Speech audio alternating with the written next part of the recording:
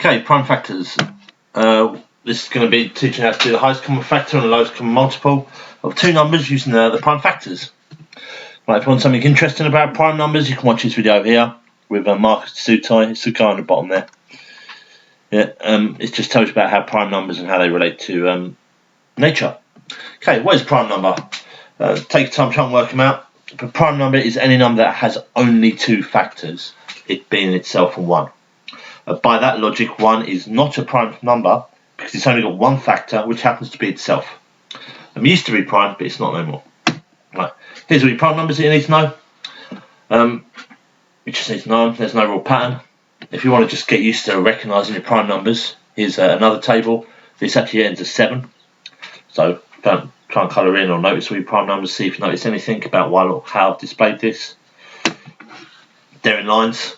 Okay, but they're only really in lines because the column by the 2 is taken up by the 2 times table. The column by the 3 is taken up by the 3 times table. The 4 is actually taken up by the 2 times table again, so that's not included. And the 6 is taken up by the 2 times table again. Now, it's not saying that all prime numbers are in, well, all the prime numbers are in like the 1 column and the 5 column, but also are some numbers that are not prime, which is why it's not really that helpful. Again, just to practice. Same table, but this one here goes up to 7, the last one went up to 6. See if you can identify the prime numbers, see if they do anything. In this case, they do a diagonal going left-ways, which is quite nice, but again, this isn't a reliable, predictable pattern. The last pattern that I'd just like to teach is this one here wasn't actually done by a mathematician, just by a guy in the boardroom. And what he's actually done is he's actually numbered these patterns like as a snake going around. Okay, so 1, 2, 3, 4, 5, 6, 7, 8, 9, like a circle. Carry on and then colour in your prime numbers.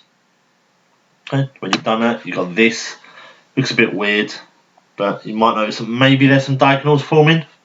So ask yourself, if I continued this, would there be more diagonals? And you get this pattern when you continue it up to like 1,000,000. This is quite clear, there are diagonals forming, but these diagonals, they're not predictable. So again, if you can find a predictable pattern to your next prime number, and sometimes people do get things which are fairly close, yeah, then you can become quite rich because there's quite a few competitions trying to predict the next one. Okay, now prime factorising. Every number in the world, okay, can be represented by a product of its prime factors, and what this means is that every number in the world, you can just multiply prime numbers to get that number. So which prime numbers, and you can only use prime numbers, multiply to give you 36. Now 36 is not a massively big number, but it's not an easy number. So what I like to do is I like to say to myself, well, what's the smallest prime number that goes into 36? And this would be 2. 2 times 18. And I'd circle 2, I'll colour it in, and 18 is not prime. But then I'd ask the same question, is there a prime number that goes into 18? And because I'm simple, I'll choose the lowest one, which is 2. 2 times 9 is 18. Again, 9 is not prime, so I ask myself the same question. Is there a prime number that goes into 9? I'm left with 3 now. And 3 is prime, so I'm done. So my actual answer is 2 times 2 times 3 times 3. Or it could be 2 squared times 3 squared. It's important to put the times in. If you don't put the times in, you don't get full marks. Okay. Now 126 is a bigger number. It's a bit more complicated. I'll give you a couple of seconds to try and work out how to do product primes for this. It's a bigger number for me, so again, but I'm a simple guy, so I go for the lowest one, which is 2, and it's obvious because it's even. 2 times 63. 2 doesn't go into 63 because it's odd, so you can do the lowest would be 3, but in this time I'm actually going to do 7 for no reason. And then I've got 9. 9 is 3 and 3.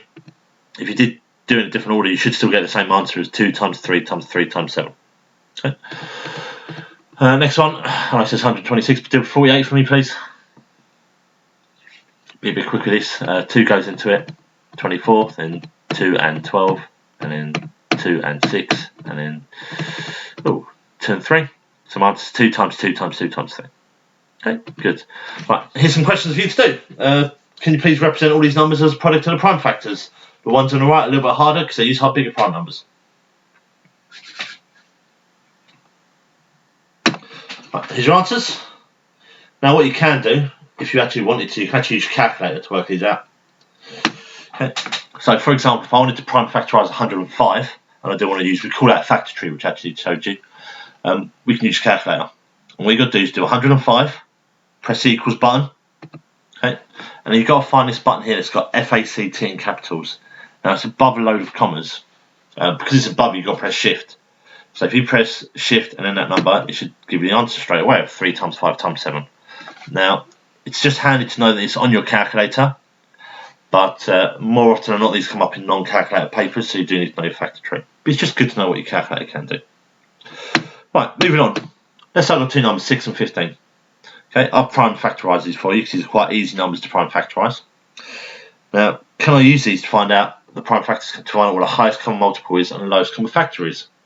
Now, these are nice numbers. You can probably look at them and know that your highest common factor is going to be 3 and your lowest common multiple is going to be 30. Okay? But let's do it as a Venn diagram. Now, ask yourself, what prime factors do they both share? They both share a set of 3s. So what I would do is I'll put that in the middle. Okay. Now then ask yourself, 6 has got a 2, so the 2 goes in the left-hand side, and the 15's got a 5. Now, on this simple Venn diagram, my bit in the middle, yeah, this bit here, is my highest common factor, okay, which is 3. And if there's more numbers there, you'd multiply them together. Now, my lowest common multiple would be all these numbers multiplied together. So 2 times 3 times 5, which happens to be 30, which is nice. Okay, do it for a little bit harder now. Do it for 24 and 60, please. Prime factorise them both, and then put them in a tree diagram. Pause the video if you need more time. So I'm prime factorising 60, 2 and 30, 2 and 15, 3 and 5. So 2 times 3 times 2 times 2 times 3 times 5. What does I want? 24. Let's do 2 and 12, 2 and 6, 2 and 3. They're prime factorised. Lovely. Good. Right. So now I've got to ask myself, which ones do they both share? Now I'd actually cross these out as I go along, so I don't use the numbers. Right. Yeah. Right. The ones in the middle is 2. So I'll cross 2 out in both. Another set of 2, so I'll cross 2 out in both again. And one set of 3, so I'll cross the 3 out. I can see 24, I've got 1, 2 left, so I'll put that here. And my 60, I've got a 5 left, so I'll put it there. Now my highest common factor is going to be 2 times 2 times 3. Okay, 2 times 2 times 3 is 12. There we go. And my lowest common multiple is going to be all these numbers multiplied together. So it's going to be 2 times 2 times 2 times 3 times 5, which I've got as 120. Now, do the same thing for 120 and 84. Just an example I want to go through. Pause the video if you need more time. I'm going to be a little bit quick with this. I've prime factorised it. I've done it slightly differently now, but my answer should be the same. Okay. So for my tree diagram, they both share one set of 2s, so I put 2 there. Another set of 2. Anything else? Oh, and a set of 3s. If I look at my 120, I've got a 5 and a 2 left over, so I've got a 2 and a 5 there. And my 84, I've got a 7 left over. So my highest common factor is going to be my bit in the middle here, okay, which is 2 times 2 times 3, which is 12 again. My lowest common multiple is going to be all of it, which is 2 times 5 times 2 times 2 times 3 times 7, which is 840. One more example. 32 and 80, prime factorise and put them in the Venn diagram, work out the highest common factor, lowest common multiple, please. I've prime factorised for them, if that helps you out, if you're having trouble doing that. Now let's put them in a Venn diagram. What do they share? One set of 2s, another set of 2s, a third set of 2s, and a fourth set of 2s. Okay, nothing else. My 32s I've got another 2 remaining, and my 80 I've got a 5. So my highest common factor is going to be everything in the middle, which is 2 times 2 times 2, okay, which is 16. And my lowest common multiple is going to be all of it times together, which is 160. Okay. Right, I've got some questions here for you to do. I'm going to prime factorise some of the numbers. I use my calculator to do this, but just to help you out. Put them in a Venn diagram and work out the highest common factor and the lowest common multiple, please. Give you a bit of time. Pause it if you need to. Here's your answers. Okay. The only thing that you really need to notice is some of these have got 1. Now, when you're doing your Venn diagram, what you should notice is that there's nothing in the middle. Yeah, and normally it happens when these are primes. Yeah, but not always. Not always. Yeah. Right. I hope you enjoyed the lesson.